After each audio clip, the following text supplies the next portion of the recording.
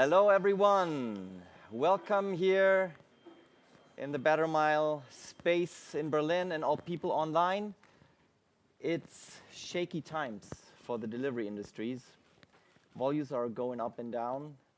Some companies are struggling, others are profiting. Some are introducing new technology, others don't. It's actually pretty shaky, and it's more than ever important to talk about it and to share insights at these occasions and at this event today, and to learn on how to build a delivery service as a tech product. This format brings together established companies with the startups, the neo-delivery companies out there, and the tech providers, and it's great to have you all here. Give yourself a hand.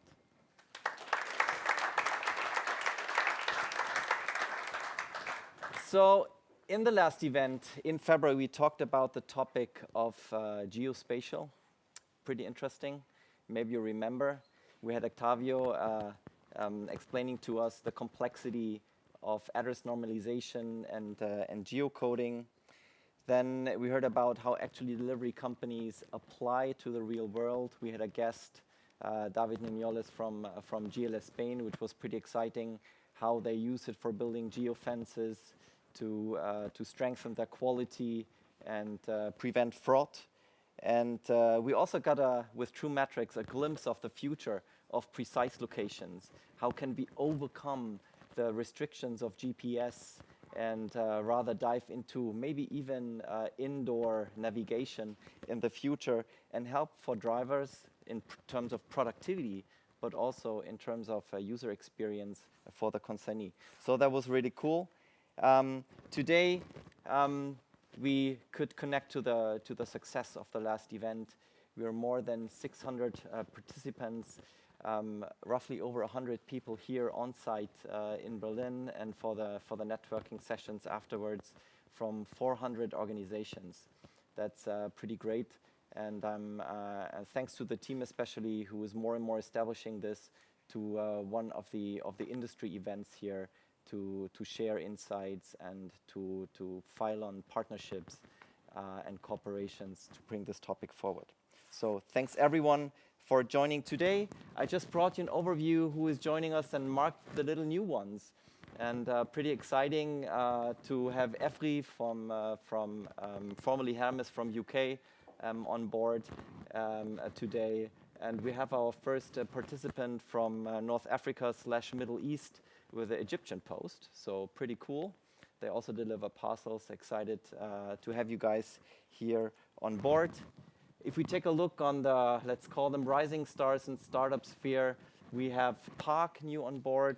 You probably know Park from active in 4 or 5 countries already, and with their delivery service. And also Shopopop, who's positioning themselves as a crowd delivery service, also active in 5 countries. So in Europe, so pretty excited to have you guys here. And we have some more people from the technology landscape as participants.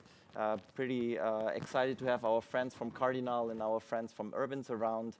So we had some occasions before where we met them. So it's really great to have you guys here, possibly also a speaker at some of our next events. So I'm especially proud to welcome more and more retailers and brands. So we see that they're not just packing the parcel and then it's none of their business anymore. They already understood that they want to extend their holistic user experience from their online shop or from their customer service onto the doorstep of the consignee. And yeah, there we have a real boost here today, welcoming Hilti, Vida XL, Wiesmann, Hornbach, Home24, Henry Schein, Bechtle, and also the BVB. I'm not saying more about the BVB in terms of next Saturday, because this would be bad luck, okay? So, no, I'm not saying anything. Good, all right. So yeah, it's all about establishing a community in this industry, bring together established player with neo companies, learn from each other, and develop ideas. And again, I want to tell you, like from the deep from my heart, we need these partnerships. Everyone needs these partnerships. If we don't want to be the parcel pushers that use the data of Google and Amazon in the end, we have to stand together and partner. This is very important. If anyone in this room or outside on the screens thinks that we are competitors, we are not. The real competition is somewhere else. And we have to face this, and we have to strengthen our partnerships and start to share now. We're glad to host you as BetterMile for the third time now. Just for those who haven't been introduced to BetterMile, we're a company of roughly 80 people located here in Berlin. We're active in 13 countries, and we're providing a software product suite, a software as a service for delivery companies, for parcel delivery companies, especially taking care of address normalization and address intelligence and geocoding, driver navigation and dynamic sequencing for complex routes all through the day, and from the consignee side, leveraging this information and providing an exceptional real-time tracking experience.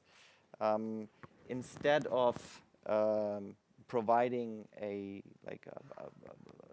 let's call it a platform where you sign up and then everything has a certain business logic, we chose a different path. We are providing software components that delivery companies can implement into their existing IT systems, into their existing processes that makes us unique in the market. So just to give you an idea, we're roughly processing 2.5 million parcels per day, and we receive about 2.2 million tracking API requests per day. And this brings us also closer to the topic that we're talking about today, that is closely related to tracking, because it's one of the major user experience touch points that parcel industry has. So originally, parcel delivery companies were designed to deliver quality and to earn money, right? That is what parcel delivery companies usually are about. Quality in terms of speedy delivery, so let's say rather in-time delivery. In Germany, we would say Laufzeit or runtime. And the parcel should arrive undamaged. That is the per se definition of quality, or was the definition of quality. But obviously, parcel delivery companies didn't too much care about the user experience for the driver and for the consignee especially. And we can easily see this with the workarounds that these user groups built themselves with parcel delivery, right? Writing in address field something like behind the house by large white chicken coop, you will find us, right? This is a hidden communication. They found a way how the shipper can communicate with the delivery driver in, let's say, non-digital means, right? Pretty smart, but not the most efficient way. I mean, even Octavio's system would struggle with geocode this, right? Or use this one. Dear delivery driver, please leave parcel with neighbor behind back gate. If not, it's for my graduation tomorrow. It's very cute, isn't it? And it's actually how it used to be for a long time. I mean, now we're more and more getting used to rerouting parcels on the fly, even until a minute before the delivery. Have flexibility options, rerouted to parcel, to leave a drop-off permission, or to a parcel shop. But that has been around only for a couple of years now. So this is very much into change, and but users already before found ways to work around it. or I guess you know this one, right? So the smart consignees found their own parcel lockers in the trash can. Right? And then we learned from it and started to build parcel lockers, right? Isn't that cool? And sometimes, the workaround is just to, let's call it the air cargo to the balcony, So that's sweet. But of course, it's not very efficient, and someone has to struggle from it. Parcel delivery was designed as a box fight. Let's not forget it. The shipper was boxing down to the delivery company and melting them down on their KPIs and their price. The delivery company was boxing down to the delivery partner or subcontractor. Those were boxing down to the delivery driver, who probably suffered the most, next to the consignee, who in the end had to deal with whatever he got and was possible. That is how, for a long time, parcel delivery has been. And we're already on a path to change this. We saw tremendous change in the last years. And especially tonight, I want to invite you to see parcel delivery or last mile delivery differently and see it as a dance piece. A dance piece has the same energy as a box fight.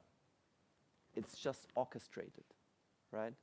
And it's nice to look at. They turn around each other, they share information, they know where the others are, and it's becoming nice and efficient, right? It has a certain dynamic. And we can orchestrate this dance with our digital products.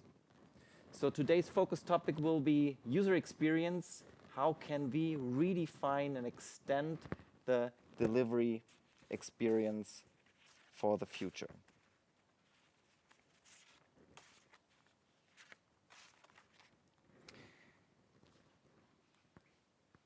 I'm really thrilled to have 3 fantastic speakers for this event and for this topic. I'm welcoming Julian from Customercode. He has been involved in digital product research for more than 10 years now, and his current research focuses on one special topic. It's real-time tracking that is getting more and more attractive within consignees, but also within delivery drivers. We'll hear more about it soon. And he conducted a study with more than 1,300 survey participants, and also shipped 100 test parcels with his teams, with different delivery companies in Germany. So watching how they did it, we're really thrilled, Julian, to have you here and hear about this experience. Give Julian a hand, please.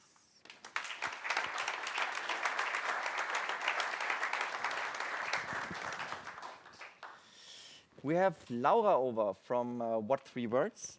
What 3 Word gives the promise to, with easy-to-use 3-word location, to overcome traditional or the downsides of traditional address systems. And we will learn from Laura how parcel delivery can profit from it, and what are the effects, especially on the user experience for consignees, for delivery drivers, and how this can raise productivity and user experience. We're thrilled to have you here, Laura. Welcome, Laura, with me.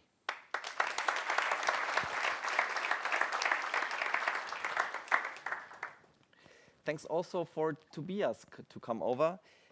Tobias works for Zebra, and we can say that user experience is not only fully digital. We need some device in our hands. The drivers need some device in our hands, and it has to fulfill certain demands, and there's a big leverage with RFID and more.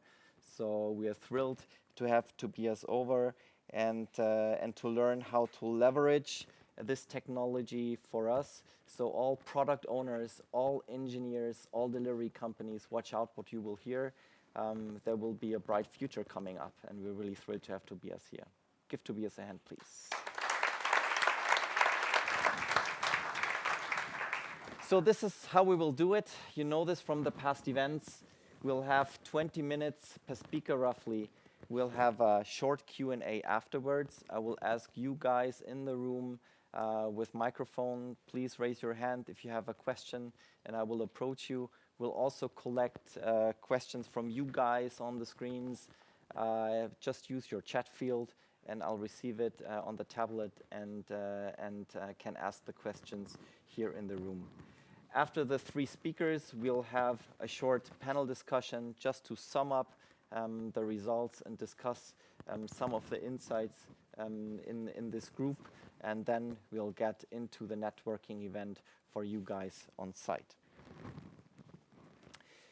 Just as a reminder, please sign up for our Better Mile newsletter and follow us on LinkedIn. For example, the study that Julian will present, we will provide a download option in the next weeks and publish the data so that just under the headline of sharing is caring, and please make use of it, and you will be notified in the moment you signed up on bettermile.com or follow us on LinkedIn. All right. Now, Julian, the stage is yours, and we're happy to hear about the study.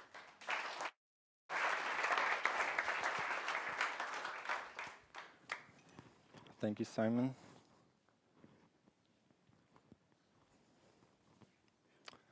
All right, perfect. Excited to tell you about this study, which pretty much consisted of two pieces. One was the benchmark, where we shipped over 100 parcels to various locations in Germany.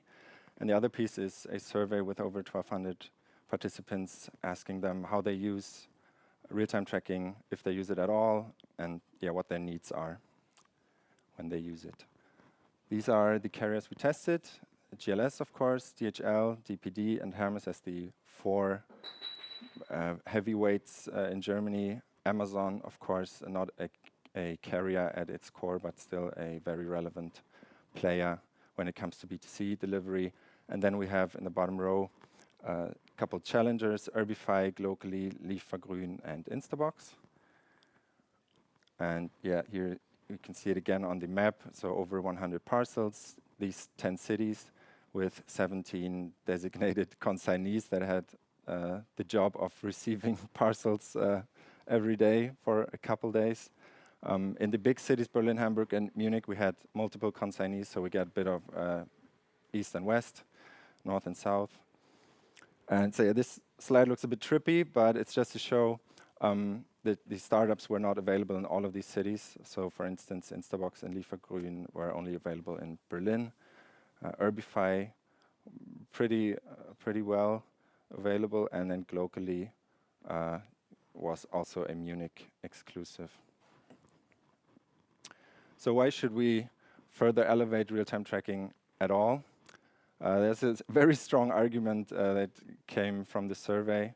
People use it, and they use it a lot. So 94% of consignees stated that they engage with real-time tracking features at least sometimes when the service is available, and over 60% almost always.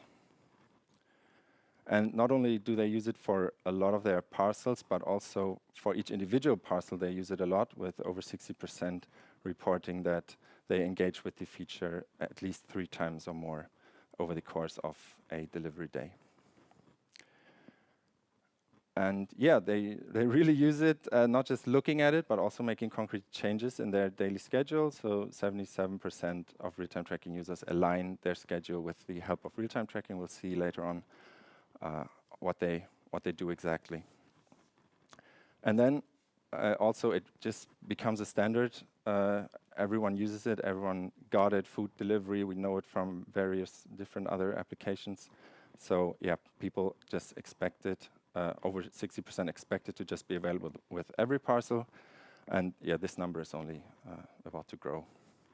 So real-time tracking, as Simon mentioned, kind of has become a major turntable of last mile delivery, and a piece in this orchestration and the user experience around parcel deliveries. So users' needs.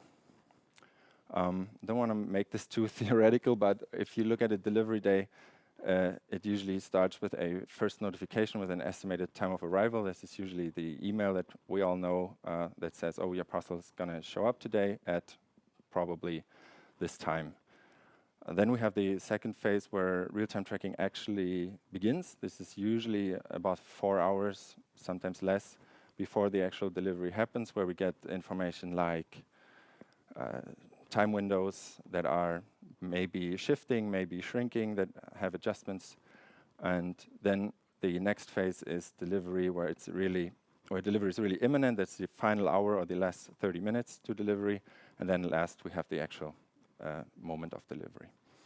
Now, users behave in pretty much 3 phases across, or modes across the delivery day. So first we have this rough day planning phase where they, let me just, I think did not work, the clicker. Yeah, perfect. Maybe it's better to show the questions right away. So in phase 1, they usually answer questions like, do I even care to receive this parcel in person, or is any neighbor good enough to receive it instead? Or they might have thoughts like, I might leave the office a little earlier to receive this in person. So it's just a rough integration of the delivery in their daily schedule. When we come more towards phase number 2, there's more concrete questions like, can I go to the supermarket without missing this? Or thoughts like, this might interrupt my Zoom call at 3 p.m. When delivery is more imminent, the adjustments are smaller or more critical. Can I jump in the shower really quick? Or some thoughts of excitement and anticipation. I might already wear these new shoes tonight. Or, that bottom one would be me. Better turn down the volume of my headphones so I hear the doorbell. Anyone who uses heavy noise cancellation can relate. Or I'll take out the trash and meet the driver halfway. Like I'll be downstairs when he shows up, and so I can really ensure personal handover if it's important. And there's also some level of satisfaction and pleasure in just seeing it work. Like this, the vehicle will be right there in this moment when I see it on my phone or on the website. So what do users love? It's the real planability that real-time tracking enables.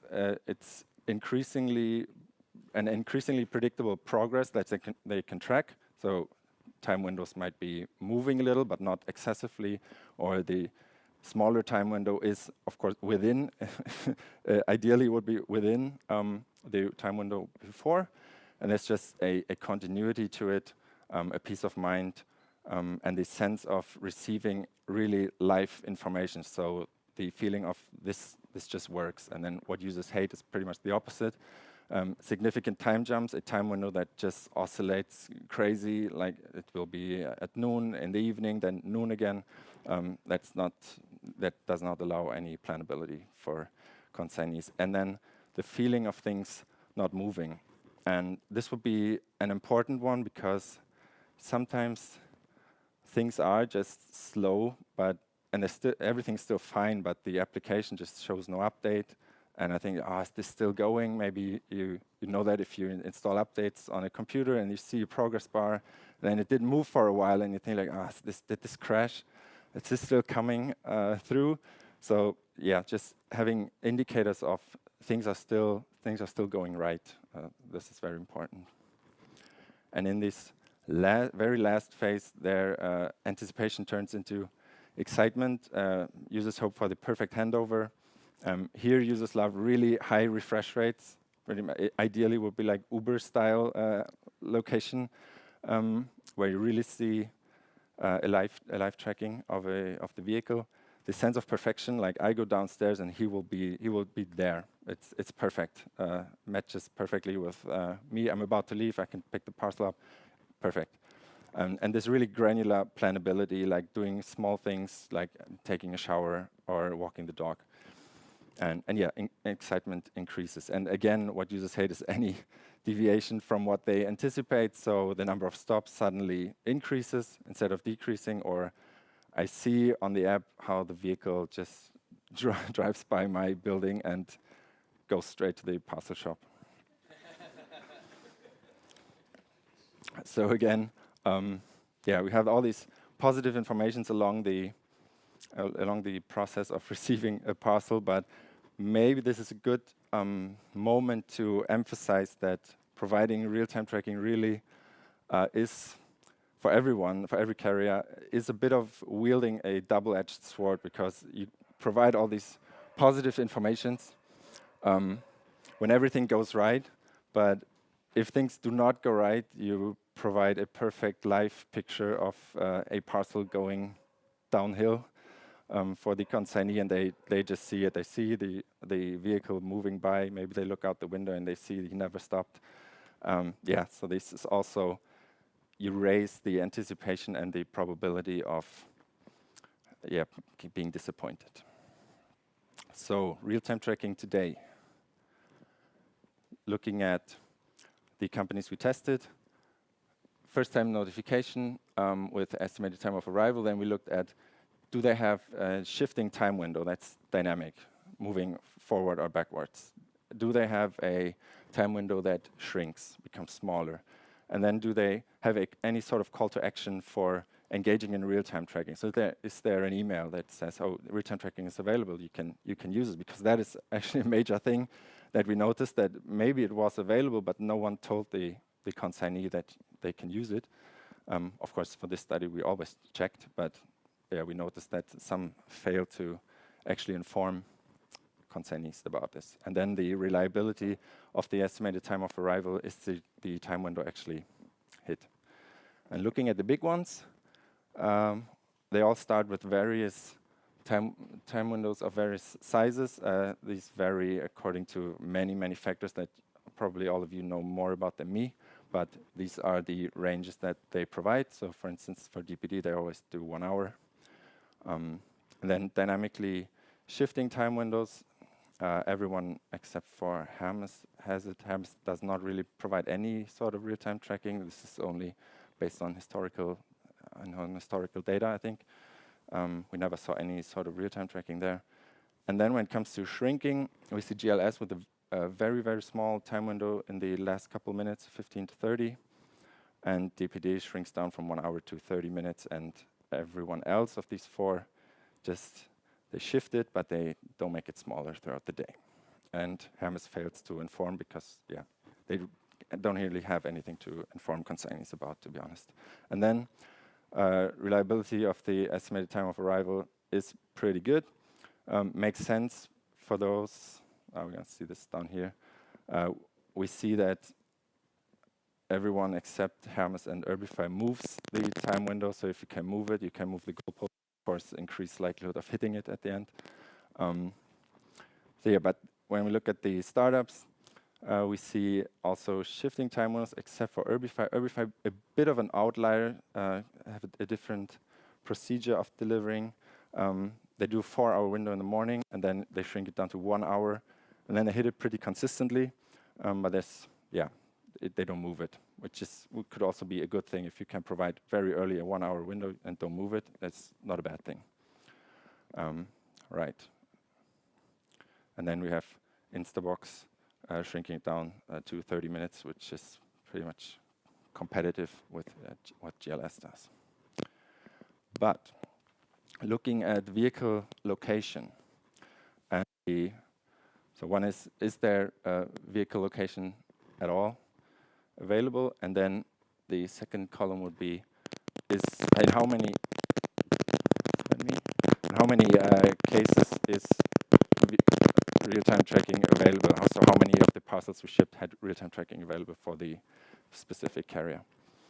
And then also reliability and experience. Everyone who had used real-time tracking before, we all know that it sometimes just stops working or it's just turned off at some point. It's not all the way consistent at all times. So looking at the incumbent big players again, not much to say about Hermes. There's no real-time tracking features there. GLS and DHL having 30 to 40% of the parcels we shipped had real-time tracking features available, and then DPD and Amazon with very high coverage. But yeah, they were not as consistent on the technological side, so they turned off. DPD sometimes did not move at all, so we saw a vehicle location, but it stayed at the depot for the entire day, even though the tour ran. So that happened a couple times, so reliability for GLS and DHL better. And now looking at the startups, there's yeah, it was surprising because when I started the project, I thought like usually when we do projects like this and benchmark incumbents versus startups, startups usually have the digital user experience worked out very well, and are always an inspiration for the incumbents and teaching them a lesson. Not so much this time, so vehicle location, not really a thing. Instabox and Glocally, they advertise it, and we didn't never see it, so I was committed and put a web monitor on the microsite that refreshed the site every 12 seconds and logged every event. And then I saw 30 seconds before delivery there is a map and there's a little blip, but that is I still made the red cross because that's unusable for any consignee in any serious way. So no vehicle location from the startups. So summarizing that, strong experience and level of excitement because of the good consistency with DHL and GLS, yet not available every time, or not that good of a coverage with 30 to 40%. Another cluster would be Amazon DPD, high coverage, but lack of reliability and the drivers of engagement that I will go into next. And then the startups with extremely confident marketing, which is not unusual for startups, yet surprisingly underwhelming when it came to real-life testing there. If you want to go full business consultant and make it a little bit competitive, put everyone in a system of coordinates, we see DHL and GLS sitting at the top. Instabox, no vehicle location yet. They had a 30-minute time windows, was very high refresh rate, still a fairly good experience. Then another worth mentioning, Erbify, no vehicle location as well, but providing a 1 hour time window pretty early into the day and then hitting it quite consistently. Yeah, it's still remarkable. It's different, but it's still not a bad experience at all. So drivers of user engagement I mentioned. One example would be this thing that GLS does. They have the route marked that the vehicle is about to take, and you see little blips moving there. It's not really important. I thought maybe this is the stops, but they're not. It's just something that moves. But as I mentioned earlier, this is something that tells the consignee things are still going. This still feels like a live thing. It's still, yeah, it still works. And the route that is shown becomes like a little progress bar where you can really see your parcel come closer. Another good engagement we saw at Instabox. They have this little microsite that asks a couple questions, allows for rescheduling, and they gather a lot of information about how to make a personal, perfect delivery happen. So they ask for the name on the doorbell, and so you can change everything and change all the information and provide information for the driver. And also they provide information for the consignee, like, for instance, how big of a parcel they might expect. And as we all know, some very small products ship in very large boxes, so you would then know ahead of time. Another very positive thing we noticed at DHL, they do a very good job at announcing a parcel, announcing live tracking, having a call to action in an email again to really engage the user and tell them that real-time tracking is available. Also, through their app, the native app gives a push notification telling the user real-time tracking is available, use it now, if you will. Now, engaging consignees and engaging this in the future another way of this would be to increase support for native mobile OS features, as we see with iOS 16's live activities. That is increasingly used in adjacent industries like travel, transport, or food delivery. So this would really be the place to provide this information to users, because microsites are good, and informing them through email. Email is a very slow vector of giving information and asking someone to do something in the next 15 minutes. So push notification through native apps, and even putting it right at the front of the lock screen. That is something that surprisingly no carrier yet opted in for. Another way would be engaging through driver interaction. So this example is providing precise pickup spot in the Uber app. And you could also use that to give the driver precise location for locations like this one, where you have multiple courtyards and this one staircase that you have to take. Would be it would be nice to see having the user make such adjustments. And a final one would be also raising the level of engagement through like gamification, or really high fidelity visualization, really high refresh rates, live location of the vehicle. So this would still be a way to increase engagement there. And that wraps up my presentation. Thank you, everyone. And Q&A, and back to Simon.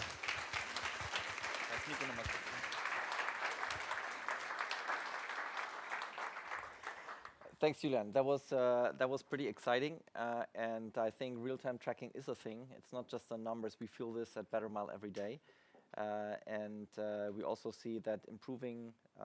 It's not only one thing that you improve and then it's a match. It's like these combination of nitty-gritty things that symbolizes progress, gives accurate information, etc. So it's just having this visual on a map. It's not a singular point, it's rather the combination of those things. But before I come to the questions here in the room, interestingly, you said in the end that the potential for parcel delivery could be in the direction where Uber or where food delivery is now. However, Uber is usually picking up one person, and a Volt guide is delivering maybe 3 pizza or to 3 stops. So the complexity is a little lower than when you have 150 packs on a van and have to deliver it all through the day. Of course, I'm in the comfortable position to just give the consignee a voice where everything's possible. But the tough question is, do consignees of parcels, receivers of parcels, understand that they have to have a higher tolerance compared to Uber and to Volt? I mean, because if we just have to fulfill this is quite a thing, you know. It's barely possible. What would you say from your? I would say that consignees have difficulties in making these, in differentiating between these in their world. Usually, in previous projects, a lot of people said they want to call the driver. That would be ideal, but it may be for them it would, but it's really not a realistic development that could be done. So I would say, even if Uber acts very differently, it still shapes sort of an expectation for consignees that they don't understand why is it any different. It's still just a vehicle that comes by, so why would it not work? They don't think that deeply about this as we all do. So what you're saying is we just have to make it happen. Yes, you better do. Yeah. All right, tough news. So I would take a question here from the room. Are there any questions from the room? Yes. Hello, my name is Abdu from Parcel Perform. So we offer tracking data for deliveries. Last mile is a very important topic to us, but I just want to know in terms of costs. Live tracking is very important, but do you think that the consignee is able to pay extra for that service? And do you think how can consigners have a good model on return investments when it comes to investing in these solutions? Thank you. So the question basically is about the willingness to pay, right? Yeah, I think I would have to shatter your hopes there. So previous projects have just shown that consignees are not really willing to pay or not pay in the range that would be necessary.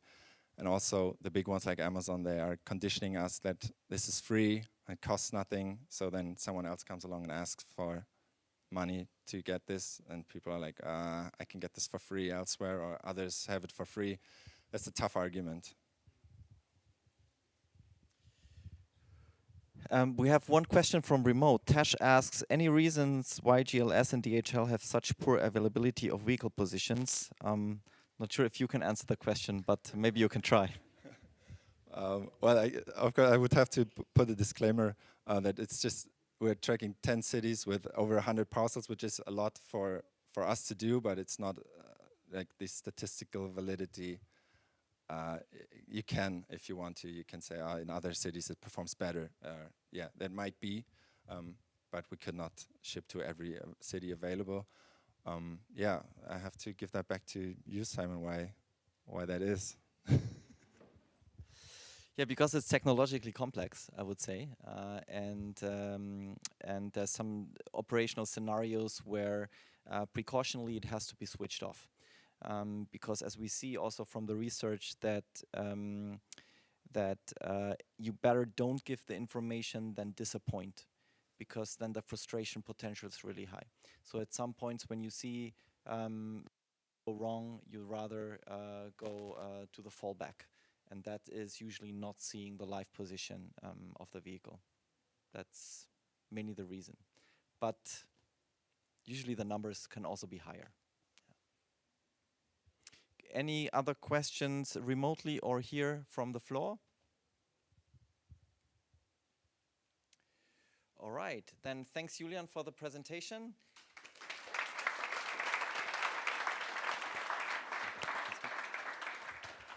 And Laura, we'll have you up next.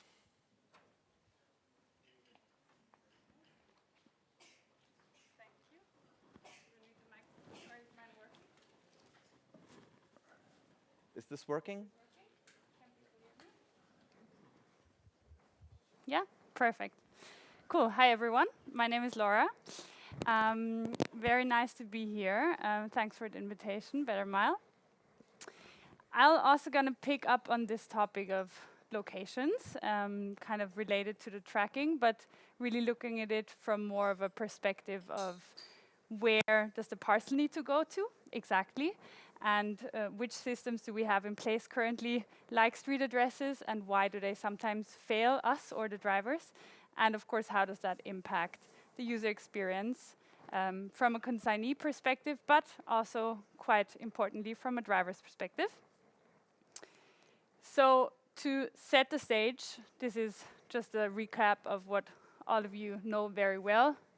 What is the landscape? What are the expectations from a consumer side?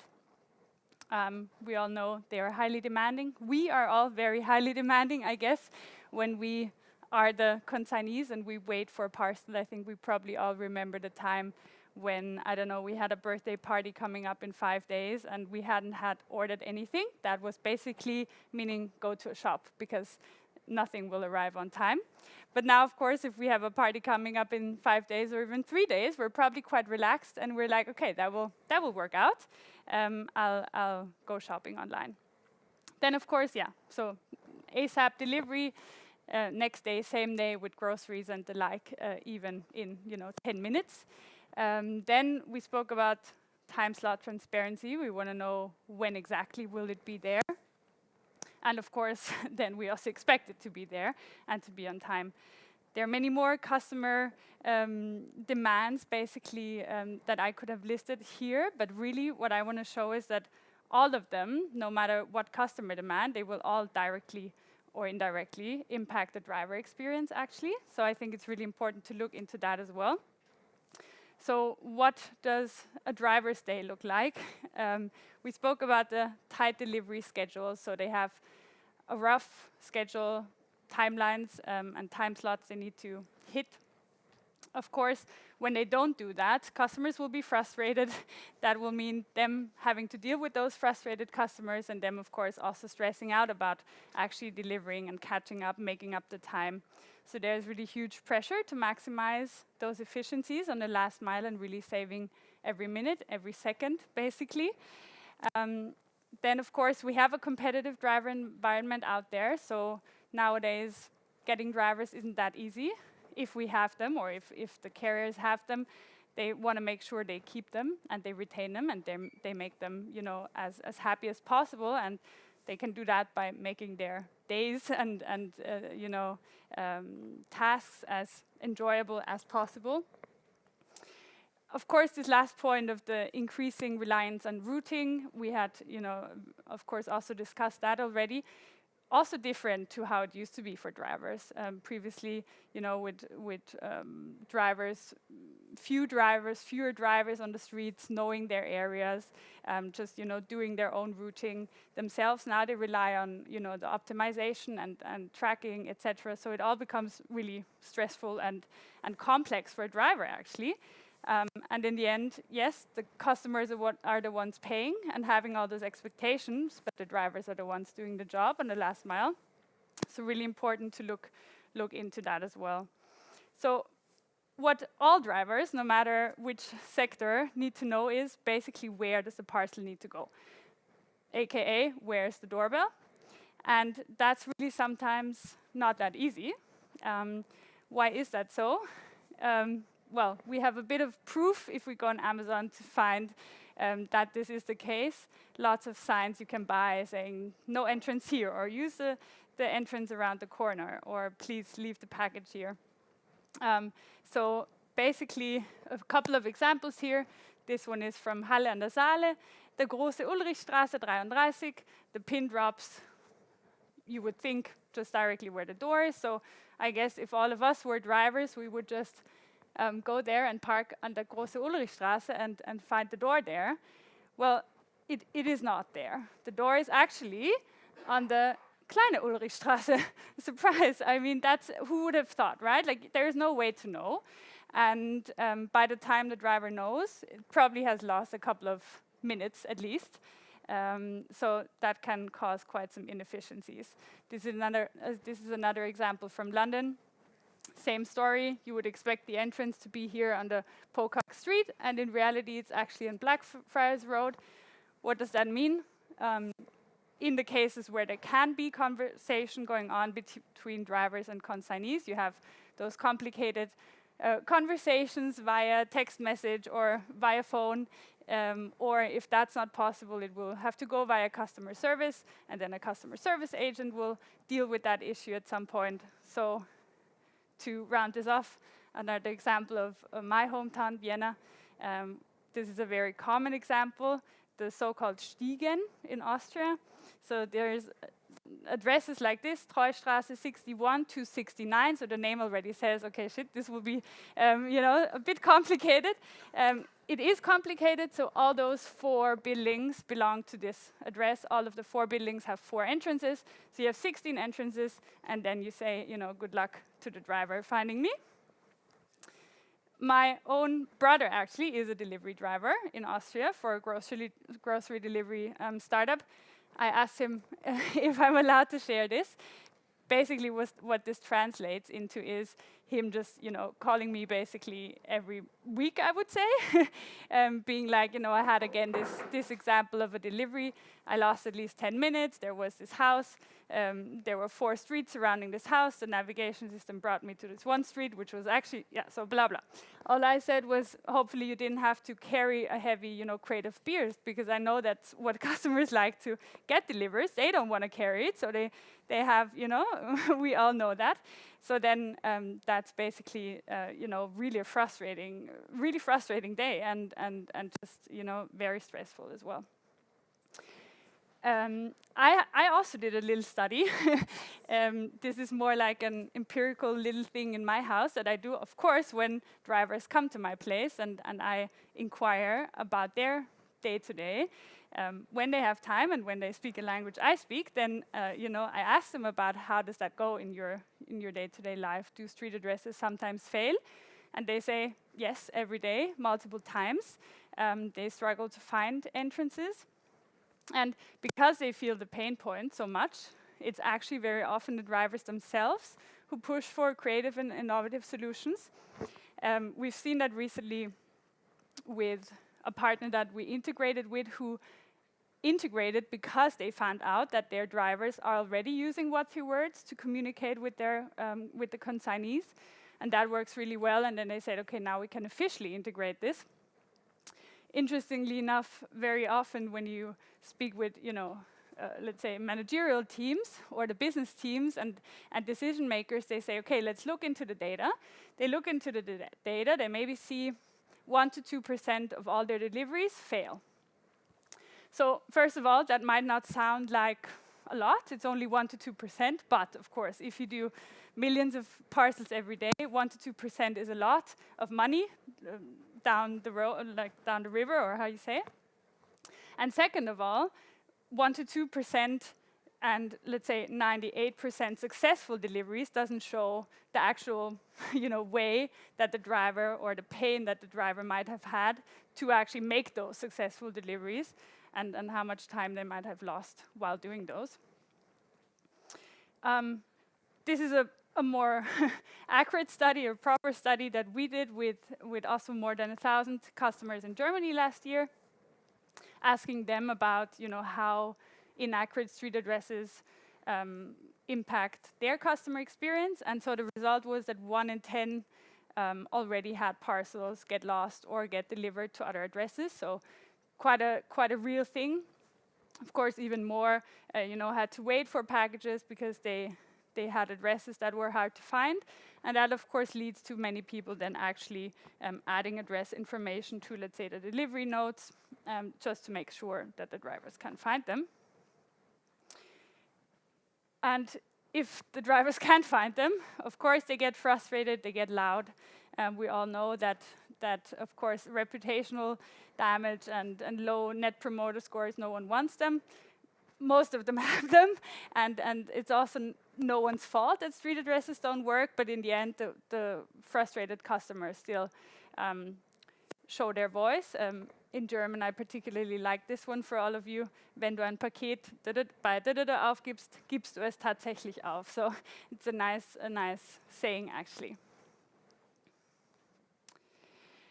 The good news, especially for us at What 3 Words, is that 73% would use a new addressing system if that meant that their parcels, arrive where they should.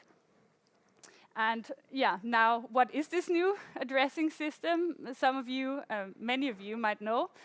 Why was What 3 Words brought to life? Basically, looking at street addresses and why and when especially they were invented, when our parcels got delivered on horsebacks, basically, many hundreds of years ago. Since then, we haven't really massively innovated on street addresses, not at all, actually.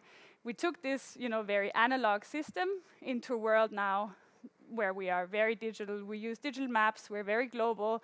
Our cities are much more densely populated. And we try to make it work. But of course, it doesn't always work. It's just a system that, sometimes fails us in our world. And that's why we came up with a system that, is more universal, works the same in the whole world, is much more accurate, and is made for us as human beings who also, speak to each other. We speak to devices, to phones, to navigation systems, etc. What we have done is we have divided the whole world into squares. The squares in real life are 3 by 3 meters, and each square has a name that is made up of just 3 words from the dictionary. So this place there is called thread, strollers, bumble. And you would also have that in multiple languages. So we did that in 54 languages. As you can see, this place in Cologne, entnommen, Ausgab, vorbei.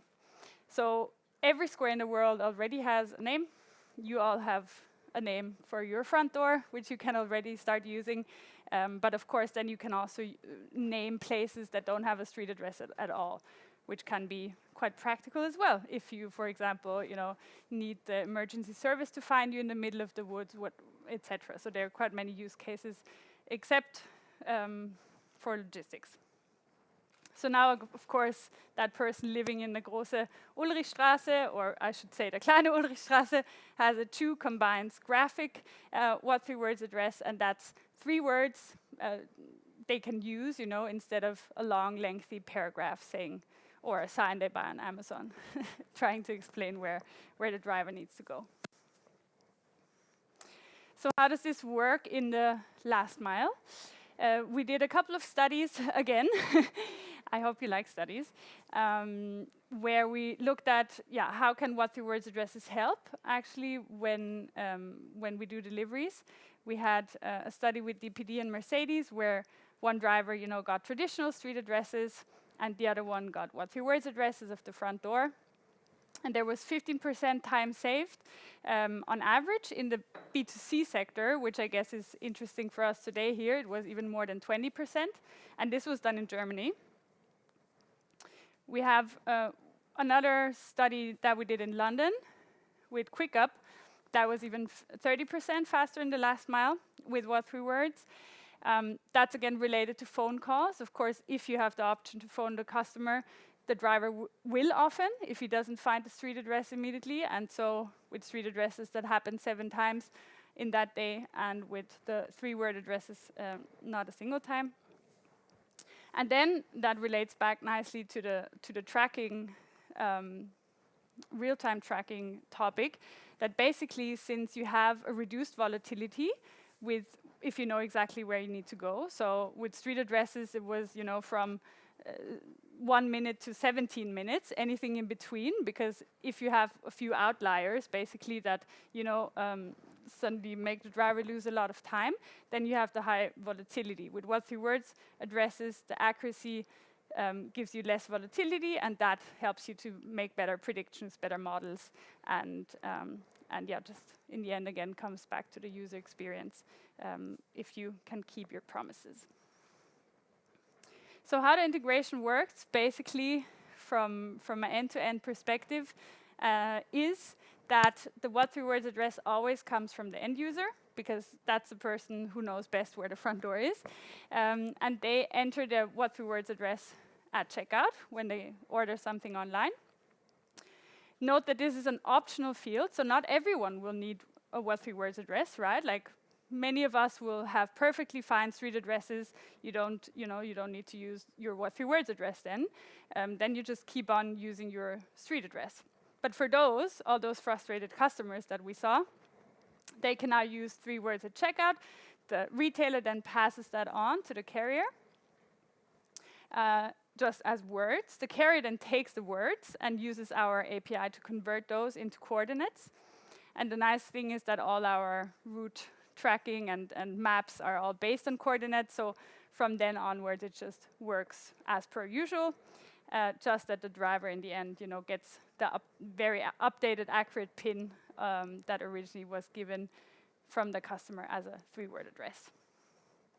So how does that look in real life? This is Boohoo.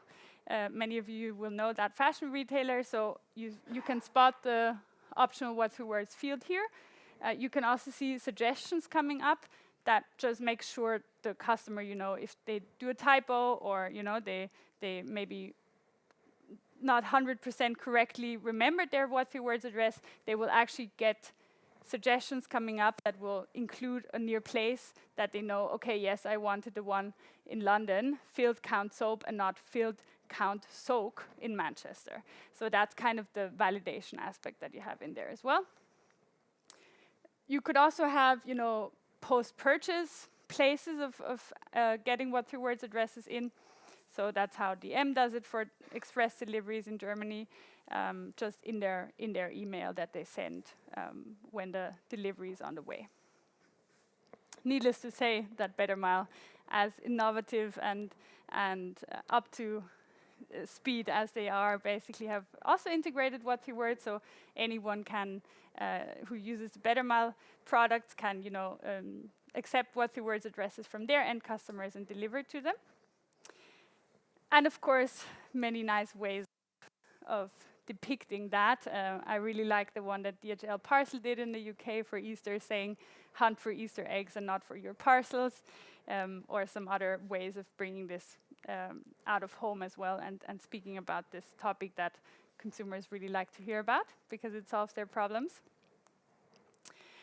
In the end, I think it's really, as also Simon said very nicely in the beginning, it's the way, the reason why this is working is because the ecosystem in logistics, e-commerce and logistics is really working together.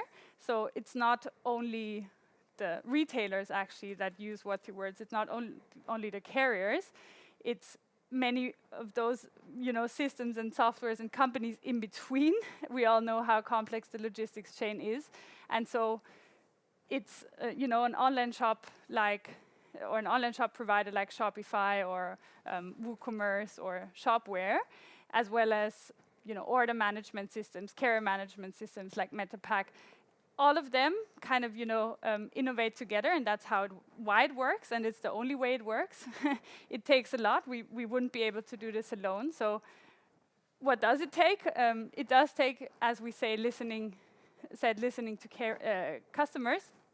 But of course, the drivers, as hopefully is now very top of mind.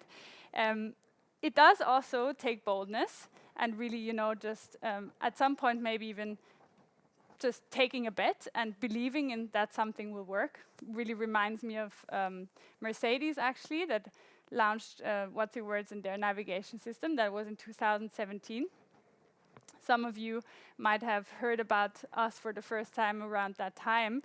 And many of you might have also been, a bit skeptical, being like, who the hell would, communicate, I'm at Apple Banana Spoon? Like, who would do that?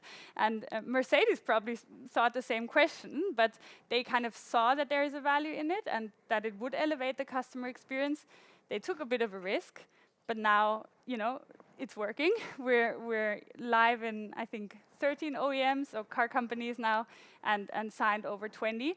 So, and that's exactly how the e-commerce and logistics ecosystem is also building up. It just takes, the belief that basically we can change things through innovation and doing it all together.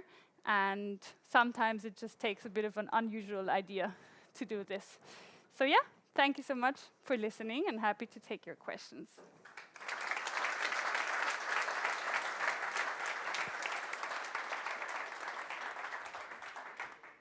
Thanks, Laura. So I will take the first question from the floor here. Yes, I'll come up to you. Hi, Laura. Thanks for your excellent presentation, first of all. So my question is, do you have methods of also just having the consignee share their actual location without, knowing their 3 words and just saying, I actually live here. Can you map it to something? I don't care. My address, what 3 words, whatever. Just use it and deliver my parcel. In a way, what you're probably referring to is sharing a GPS live location kind of thing, right?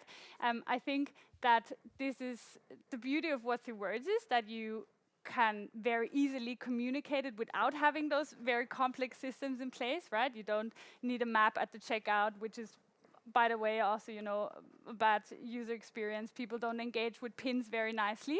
So it's really the easiest way, and that's how we were thinking about this. What is the easiest way of doing it is to actually, words. That's how we work as human beings, right? Or how we communicate. So in a way, I guess technically this would be possible. It's just not what we do or what we provide. We really provide the way of communicating a location. And that could, of course, be the live location. If you sit in a park and, in that case, you will just need to check your What3Words address with an easy, location or locating yourself, and then you have the 3-word address, and you can pass that on again. If that hopefully clarifies your question. Just a reminder for the online participants, please fill in your questions in the chat field. Any questions from the room?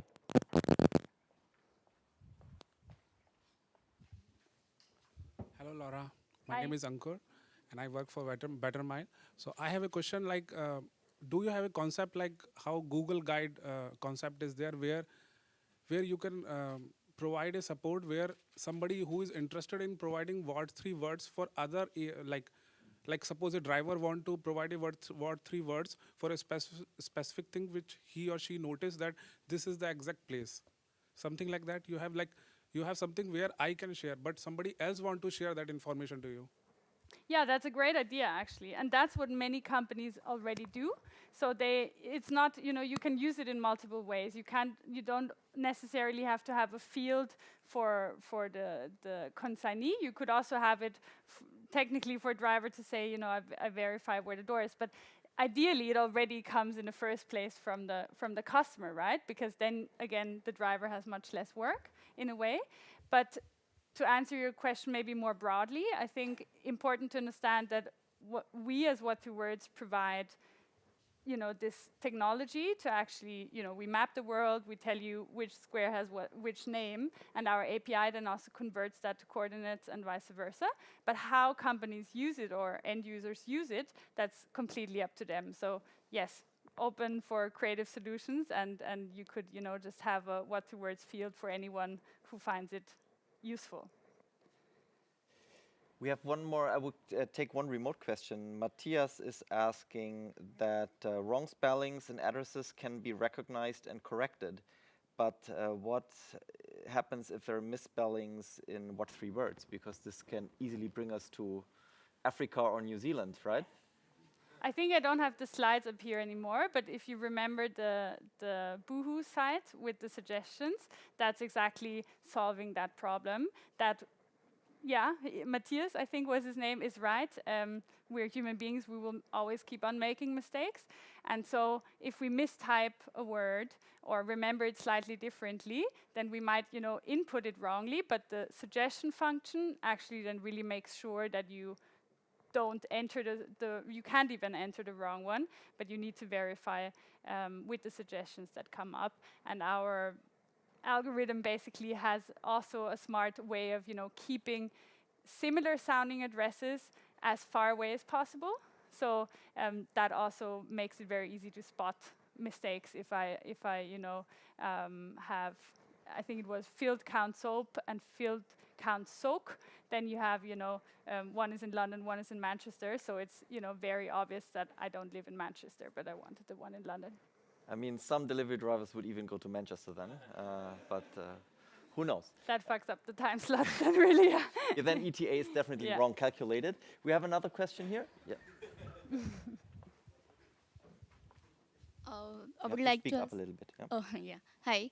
I would like to hear what are the challenges you are currently facing? The challenges? Yeah. Well, I did say before that it's of course a whole ecosystem play, right? Like especially looking into the logistics one, it's a complex one. It's a complex logistics chain and interplay basically. So it's definitely a challenge, to make sure that the flow is depicted nicely end to end. But I think that's basically the chicken and egg that we've overcome now to really, the benefit is actually very clear for each of those players, and then to make sure that they just get up to speed and set it up from a technological perspective, and that everyone kind of does that at the same time. So that's kind of probably a big challenge when it comes to logistics, but we're getting there. All right. So thanks, Laura, for presenting What Three Words to us.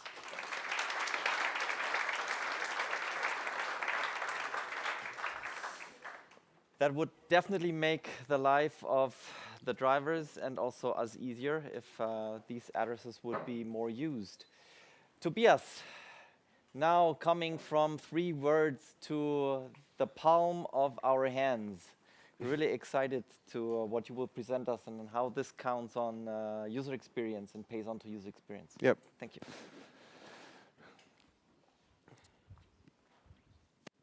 So then, perfect. Thank you for being here. Thank you, all of you.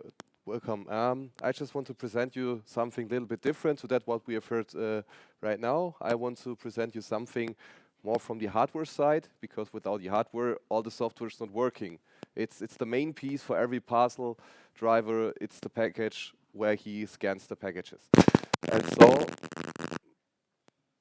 okay, some technical problems.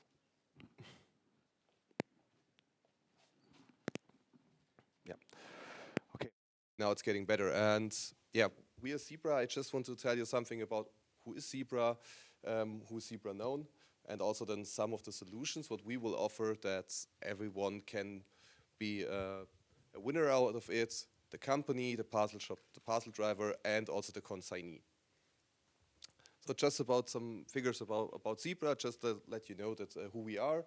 We're a company based in the US with about around 10,000 employees worldwide, headquarters in the US. And yeah, we're putting a lot of efforts in our technology to deliver always the newest solutions and the hardware to our customers. So we're putting about 10% of our sales into R&D. And so we are also looking at some facts what I now want to present to you. So I just prepared 2 topics, and at the end I will make a little conclusion how both topics can work together and bring a benefit to all of us.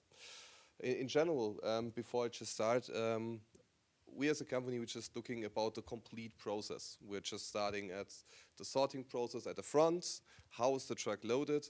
How is the driver getting to the address? And then also how is the returning process? Where can we improve as a hardware vendor our customers to improve the complete process? So one of these topics is called Zebra dimensioning. And it's just about calculation of the right parcel dimension. Because it's always a failure if someone is getting up a package with a size S, but in reality it's size L. So if you want to calculate, and then maybe you don't have enough space where you can put all the parcels in. But more worse, you can really have a loss of a lot of revenue. Because if someone is putting at home a big parcel and say it's S, if no one is making a control of this, you're just paying €3 instead of 7 or 8 euros. So who is controlling this? And you have to do this directly. When you now look into the parcel shops, how is the process today? Mostly, even if it's controlled, it's done via hand. Someone is looking a little bit at it, but it's not that accurate and it's not digital. So if someone is getting there, maybe you have luck and no one will control you. So you have also a reduction of profitability, and yeah, this is just depending what we thought about. At the same time, our economy, Simon says it at the beginning, package sizes go up, it goes down, it goes up, it goes down. But in summary, it goes up all the way in the last years. So we have to automate our processes even more just to handle the big amount, because you don't find drivers anywhere. It's always getting a problem to get the right driver, that he's got the knowledge to drive the tour in time, that everyone's getting the package on time. So normally you would need more workers, more vehicles, and more warehouses. But mostly all of these 3 is not there. So we have to optimize everything. Here's just a slide to show what we're talking about and what we've heard today. The green line is the e-commerce business growing in the last years. And the growing rates is a little slide into it. So in 2020, during the Corona pandemic, there was a massive increase in the e-commerce business. This is going down, but we're still having a double-digit growth in the next years. So there will be more parcels coming. But and also in this topics, we think my colleagues here have talked a lot about it. What are the expectations? I want my parcel right now. Where is my parcel? When can I expect it? So these are all the things we are looking at right now. So, and today, the dimensioning solutions maybe doesn't give us the possibility to say accurate, wow, I'm expecting today in my depot 10 trucks and the parcels inside 1,000 of this size, 400 of this sizes. You cannot really say this. So right now you have maybe a fixed scanning department, but you always then have a fixed located spot. So when you have to change, you have to install the complete system again. If you make a mobile scanning engine together with a PC, you're also not really mobile. And with a tablet to run over all the day is maybe not that comfortable, what you for sure can imagine. So we have just thought about, we have introduced into our devices, because maybe you've seen these devices. Most of the big vendors are using us. So when you just look at it right now, before I was at Zebra, I also haven't had a look for this, but when you now look, when you get a package at home and you look at the device where it scans, for sure, in most of the times you will see Zebra there. And now in our new generation of mobile devices, we have inside an option which is called Zebra Mobile Dimensioning. There's a time of flight sensor inside where you can just put with a device. It's just here, maybe if someone wants to test it, we can do this later. It's just a normal device, and with the time of flight sensor, you can do a three-dimensional dimensioning of the parcel directly at a customer, for example. Direct at a parcel shop for control. And this is completely integrated in the product. You don't need any third-level software or something like else. It's just integrated into, when you choose the option, when you buy the device, it's integrated. And what's really good, it's certified. It's not something from anyone that say, I can do this. For sure, there are another ones that can do this, but in most of the things, it's not certified. And this is certified in the US, in complete North America, in complete Europe, in the UK. So you can use this everywhere, or with the same device. So this is just some examples where we want to do this. It's just pick up at homes. If someone says, I want to pick up at home, and you can just do directly there, do the dimensioning, do the scanning, and say your package is about 20 centimeters wide, 10 thin, and so on. So you can do this directly at home. You can do this and when you pick up the parcels at the business, and for sure you can also do this at the shops. When you just put us there, everywhere where you can put a package, you can use this technology. And just to be sure, it's always the right size, what is on the package labeled. Yeah, we see this not only in the logistics, you can see this also in the warehouse, but now today we just want to do this in case of automation for the transportation. It's also truckload optimization. If you know how much packages, you will get more inside of the truck.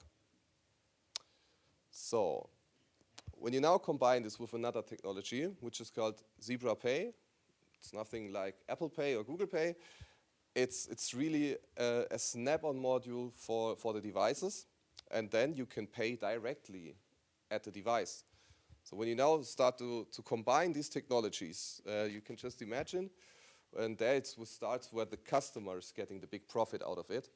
You're having a parcel at home, you want to ship it, you just have the address, but you have not filled out anything. The DHL man is ringing at the door and is getting you a package, but you don't have done it, so package stays at your side. Now you can say, please put it with you.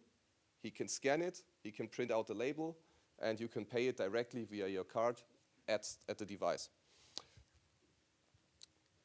So when you just also look there, 85% of all the people will be now doing mobile payments instead of cash.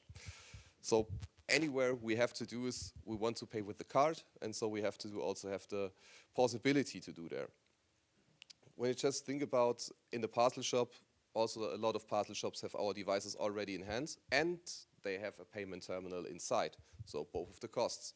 When you now combine everything in one device, then there should be not a problem. You also save costs in one time. So, and this is also now a system, you can just add it to existing products. So you need a scanner instead, and then you can just add it and get for sure an even higher ROI on your investments and use the device even more, because most of the time when you have it in the parcel shop, it's just laying down there and doing nothing until the next one is coming.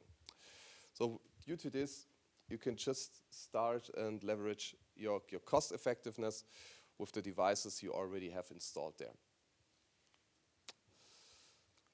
So this just my conclusion, what I want to say, where we want to improve the complete process from the beginning till the end. This is just an example, what we can deliver, what we can provide as a hardware vendor, as the biggest hardware vendor on the market. And yeah, now I'm really open for any discussions, for any questions.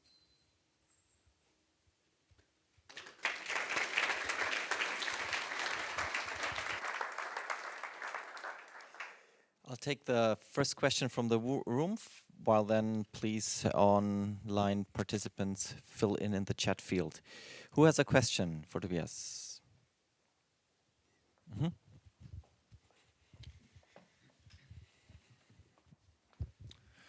I just got a question about what's at the moment your most common use case for those. So you showed some examples that look very nice, but what's actually the most common use case at the moment? Is it mainly used in parcel shop, by drivers in the delivery? What do you see happening the most with both those technologies? Zebra Pay was just launched a few weeks ago. So this is a complete new technology which is not really established in the market right now. Dimensioning is mostly seen at parcel shops right now. This is the most use case, and now in combination with Zebra Pay, I see there a big advantage in picking up parcels at people's home.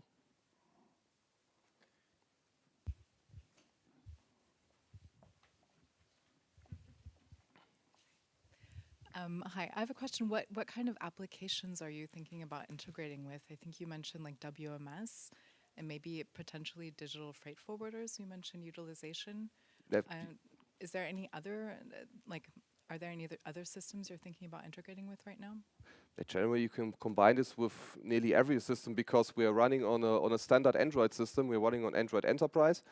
And so you just write your own APIs or something like that and bring it to the device. So yeah, you can work this with a warehouse management system as well, yeah. Any more questions from the room? I see online we don't have any questions right now.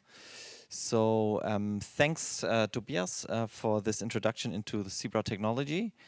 Thanks to all speakers. I want to ask you to the front, dear speakers, and we'll have a little panel. Just give us 10 seconds to prepare.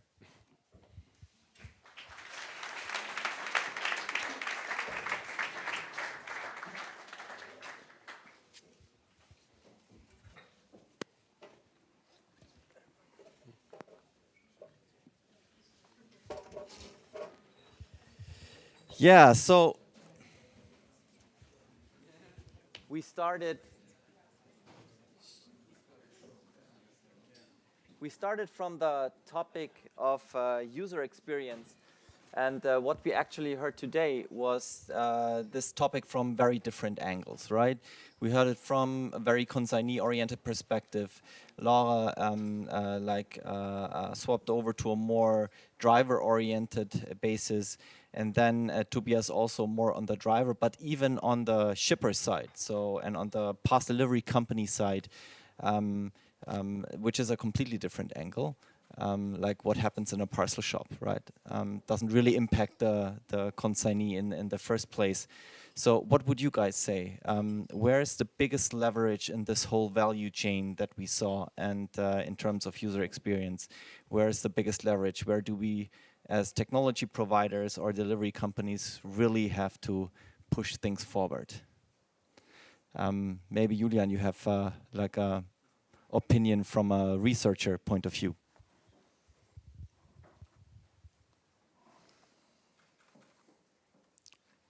That's a good question.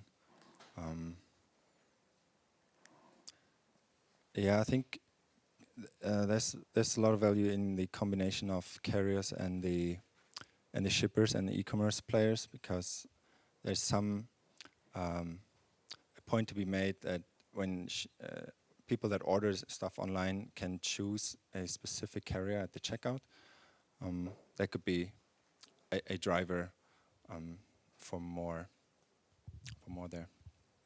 Because sometimes when you order at where Redefining, for instance, is available, they already show you the 1 hour time window that you get, and that is a service in itself. good for Urbify. Like Laura, coming from your perspective, more from holistic, you said you're in touch with OEMs and a lot of parcel delivery companies. Where do you see the biggest leverage in the whole value chain? I mean, of course, what 3 words, but like holistically, also you as a private consumer. I think it just, also what you just mentioned, kind of the interface and how the whole journey works from a user perspective, from the retailer side until the carrier side, like until the package actually hopefully lands at your front door. Kind of seeing this more holistically, I think would be really nice for every stakeholder along the logistics chain. As in, I think as a user, if my delivery goes wrong or I have struggles with my parcel arriving at, not at my time slot or at a wrong place, whatever it may be, who do I blame, right? I probably blame the carrier, but I would also not probably purchase again at that same retailer. So I think it's really crucial that the retailer and the carrier, work together more on solutions, like you just mentioned. What can we maybe do on checkout already to actually manage the expectations correctly, to maybe make sure, and that comes into the whole payment aspect as well, right? Sustainability, how much is a customer maybe willing to pay more for certain, green, CO2 neutral deliveries, whatever it may be, but to really have the touch points early on rather than later on, just so the decisions can be made appropriately and on time for the whole logistics chain that follows to then, act on that wish of the customer. So kind of end-to-end tracking, that we would even see where the airplane goes, where our package is on. That would be amazing, and a whole different level of real-time tracking, I guess. Tobias, you're coming from the angle of hardware, and you were explaining what services your hardware or integrated services your hardware can provide, so we or us as software developers can start actually using it and build use cases on it. But coming from a different angle, like what kind of use cases would you wish for to then implement in hardware? What piece are you really missing and you want to build in the future so we can build a whole different level of user experience? Any idea about that? That's a really, really good question. So right now we are always looking directly to our customers and also do internships at our customers, just to have a look what is really they're missing and where somehow the processes that are maybe not that good right now. We just saw that the data overgiving from the parcel shop through the driver who is picking up the returns, that there's some lags inside, but this is not really impacting the hardware. In fact, I think right now that the biggest thing is really that we get more accuracy. So like with what Rewords is doing right now, that's the data inside, because with GPS we have limits, but with this we can get a little bit more accuracy, of course. Yeah, maybe you should sit down with our friends from Trumetrics and discuss like a new generation of sensors that we could actually use for indoor navigation. That would be a really good case. Yeah. Yeah, good to hear. And when I saw your dimensioning feature, actually myself, I have to admit, I thought less of parcel shops. I also, I thought about the driver, that he can actually measure the room that he can fill with parcels, right? And in the moment he scans a parcel out for delivery, gets an actual size of it and helps them loading. So I think there's a lot of headroom that we can go with this. But let's now talk a little bit about an inconvenient question. Who pays for this? I mean, in the end, it's not that, and we have a lot of shipping customers here in the room who actually want to have a great user experience, but in the end, they also want to provide basically free shipping to their customers at a low minimum amount of the shopping basket. So in the end, this thing must not be too costly. To you speakers here and experts, what do you think? How can we make it? I mean, everything comes with a price, whether you do new sensoring or dimension measuring, or whether this price is in hardware or it's actually in the process, because things take longer. Who will pay for it? Julian, you did this research. Did you have some insights? Yeah, I can't say who's going to pay for this, but I can quite confidently say who's not going to pay for this. And it's, that would be the consignee, or the person making the order. And probably we all know that it feels better when shipping is free, even though we all know it's not free. It's hidden in the product price, but that's easier to pay than seeing specific amounts for delivery at the checkout. So I'd say the shippers are at least more likely to pay for it than consignees. Yeah, I would just not say that someone is really, right now we are already paying this, but right now we have such a massive loss of revenue, which is not really measurable. So right now we are getting a lot of money, or a lot of money we should get, we are not getting in case of the wrong dimension of the parcels. So what you're saying is the actual improvement of user experience also comes with improvement of productivity. Hence, we can be more productive and earn more money on it. I mean, that's good, but it's pretty tough to measure afterwards if this really happens, and if it's major decisions you have to make, whether in software development or hardware purchase. That's a really tough decision to make. How do you guys think about premium? I mean, yes, mostly in Europe, at least, we expect delivery from e-commerce to be free of charge, or it's, as you said, Julian, hidden in the price. We now see that more and more delivery services in food and grocery do charge, actually. They also do charge based on different time frames that are provided, different if it's more rapid service or more a next day service. So how do you guys think about it? Can we also charge premium for user experience oriented features?